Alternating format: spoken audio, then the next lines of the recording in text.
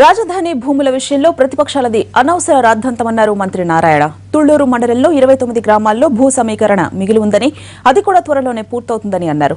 ప్రతి చిన్న విషయాన్ని భూతద్దంలో చూడటం వైసీపీకి బాగా అలవాటన్నారు మంత్రి. ల్యాండ్ ఫిల్లింగ్ పార్ట్ పూర్తిగా అయిపోయింది. తుళ్లూరు మండలం తీసుకుంటే 1900 గ్రామాలు ఉన్నాయి. 29 గ్రామాల్లో తుళ్లూరు మండలంలో 1900 గ్రామాలు ఉన్నాయి. ఆ 19 గ్రామాల్లో 300 ఎకరాలు మాత్రమే రావాలి.